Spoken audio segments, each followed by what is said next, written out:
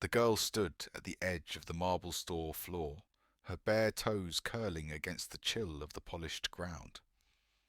She wasn't supposed to be inside. She knew that. The gold-lettered sign above the window screamed luxury, and her threadbare dress whispered poverty. But the doll sitting in the glass case looked just like the one her mother once promised to buy her. That promise was never kept. Not because her mother didn't want to, but because life, cruel and unrelenting, had taken her mother before it could keep any promises at all. Her fingers gripped a rag so old it looked like it had been born in the dust itself. She clutched it like an offering, like it was enough. Her tiny voice cracked in the middle, but she spoke anyway. I I can sweep your floor, just just for a minute with the doll. The woman behind the counter blinked at her, unsure what she'd just heard. But before she could respond, the store's heavy door creaked open again, and a man in a charcoal suit stepped inside. He was tall, with an aura that made the room fall quieter just by his presence. The billionaire. Everyone knew who he was. His face was in the magazines, his name on half the city's buildings. But today, he didn't walk in to check on profits or sign another deal. He walked in because something, some ache he couldn't explain, pushed him here. His eyes scanned the room and landed on the little girl. Just a glance, but that glance rooted him in place. Her eyes, they weren't just sad, they were familiar. Not because he knew her, but because her expression was one he once wore himself in a forgotten foster home 2 decades ago. That desperate hunger, not for food, but for kindness, for a scrap of something soft in a hard world. She didn't notice him watching. She was busy now, gently sweeping near the case, not daring to look too long at the doll, as if even her gaze might smudge it. "What's your name?" the billionaire asked. She froze mid-sweep, looked up slowly. "Emma." "Why that doll?" She hesitated, biting her lip until it almost bled. She looks like the one my mum was going to get me. She said we'd get it after she got better. But she never got better." His eyes flicked to the doll. It was old-fashioned. Ivory skin, velvet dress, little shoes with gold buttons.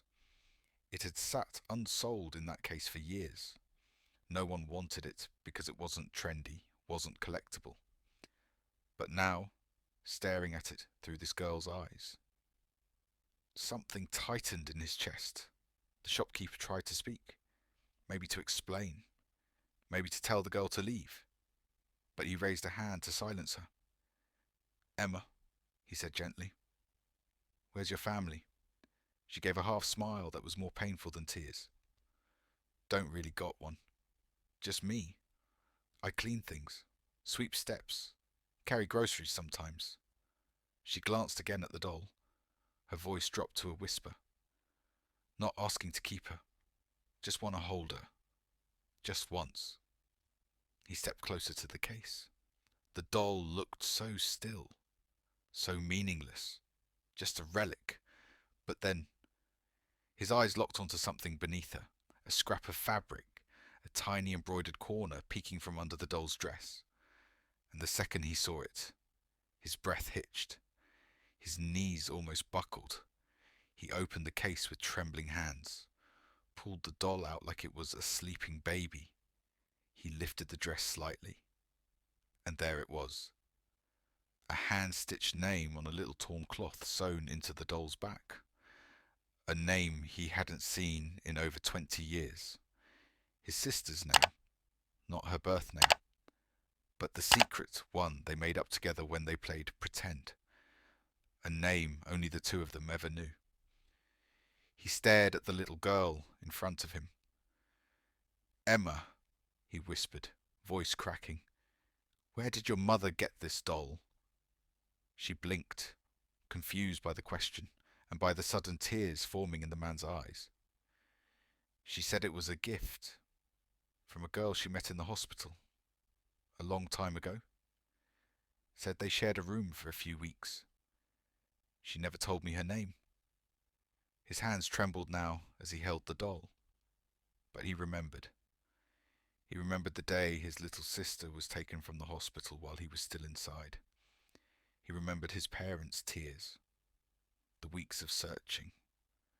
And then, nothing. They never found her. Until now. The doll felt heavier now in his hands, not because it weighed more, but because of everything it carried. The years, the loss, the mystery. He turned it over again, tracing the faded stitches of the secret name he and his sister used when they played hide and seek in the hospital courtyard. That name, it wasn't something anyone else could have known. It was nonsense, a made-up word, their private code. Yet here it was, sewn carefully into the doll's back, hidden under layers of fabric and time. It hadn't just survived, it had waited. Emma stared at him, her small hands clutching the rag again, unsure if she had done something wrong.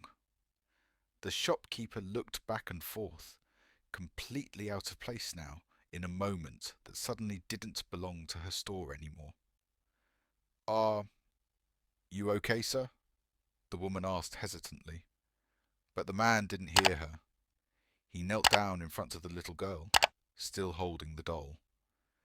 "Emma, your mother, do you have a picture of her?"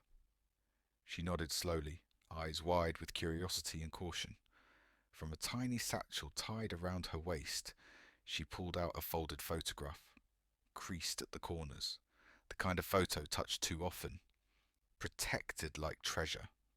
He took it in his shaking hands, and the moment he opened it, his world split in two. There she was, his sister, older, worn by years and pain, but unmistakable.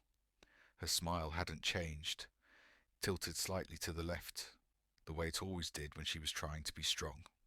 Her eyes still held that same soft defiance. And she was holding a baby. Emma. His throat tightened as his memories ran like wildfire through his mind. She had been 6 when they were separated.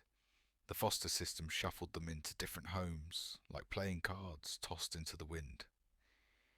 He remembered the day she left, screaming, crying, reaching for him from the back seat of a stranger's car. He never saw her again. Until now. He stood up slowly, his eyes filled with something between awe and grief. "Emma," he said, his voice barely audible. "Your mother, her name was Lily, wasn't it?" The girl's eyes widened. "Yes, but how do you—" He exhaled sharply, trying to hold himself together. "Because I knew her a long time ago. We were family." Emma looked at him like he was a ghost. "You knew my mom?" He nodded. "I didn't just know her. She was my little sister." She stared at him in stunned silence. For a moment, the entire store went still. Time stretched thin, like the universe had paused just to let the weight of the truth settle into their bones.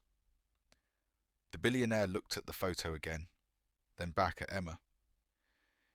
"Do you know what happened to her? After the hospital?" Emma's voice trembled.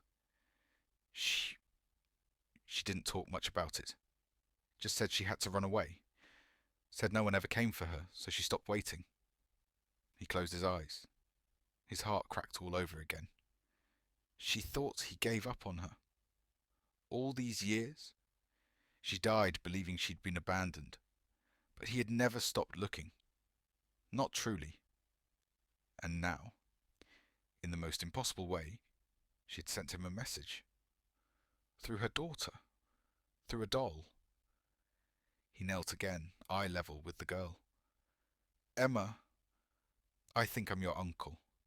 She blinked. A tear slipped down her cheek. My uncle? She blinked. A tear slipped down her cheek. My uncle? He nodded. And that doll, he said, voice breaking, it's not just a toy. That doll was mine. I gave it to your mother when we were kids in the hospital. We made up a name and stitched it inside, so no one else could take it and say it was theirs. We called it our secret treasure. Emma touched the doll carefully now, as if it had suddenly turned to gold. She always said it was special. She always kept it close, even when we were in shelters. The billionaire reached into his coat and pulled out his wallet. From a hidden sleeve, he slid out an old photo. 2 children, thin, pale, sitting on a hospital bench. The little girl clutched the same doll, and the boy beside her had the same tired eyes Emma now had. He showed her the photo. That's us. Me and your mum. Emma's breath caught. She touched the picture gently, like it was a dream she might wake from. I thought I didn't have anyone, she whispered. He shook his head, eyes misty. You do. You have me now. And right then, something shifted inside her. That cold ache she'd lived with for so long. The weight of being unwanted, unseen. It started to melt. Because this man, the one people called a billionaire, wasn't just someone with money. He was her mother's brother. And he was crying. For her. For Lily. For the years that slipped through their fingers. But most of all, he was crying because he had found family in the last place he ever thought to look. The sun had started to set by the time they stepped outside the store. The sky was streaked with soft orange and purple, like a painting trying to capture everything they couldn't say. Emma held the doll tightly to her chest. The billionaire, her uncle, walked beside her, no longer lost in the world that once revolved around stocks, headlines, and deals, but grounded in something far more human. He had always believed his wealth made him powerful, but now he knew true power was something else entirely. It was the strength in a little girl's eyes after all she'd been through. It was the quiet dignity of his sister, who kept a secret treasure through every hardship. It was the power of love that somehow survived distance, silence, even death. They sat on a bench outside, Emma swinging her legs, her face still thoughtful. She used to talk to the doll, you know, Emma said softly, like it could listen, like it held someone's voice inside. He swallowed hard. It did. She looked up. It held my voice. I used to talk to her through it when we were in the hospital. Sometimes she'd cry at night, so I'd put the doll near her ear and whisper stories. I told her that if we ever got separated, the doll would help us find each other again. Emma smiled through her tears. She remembered. They sat there a while longer, the silence no longer heavy, but healing. Then Emma asked, "Can I stay with you?" He looked at her, this brave little girl who had just given him back his past and a future. "You'll never have to ask again," he said. "From now on, you're home." Weeks passed. The news eventually caught wind of the story. A billionaire seen walking into a thrift store, leaving with a child, and donating millions to local shelters. But no one knew the full story. Not the parts that mattered. Not the quiet ones. The real story was never about wealth.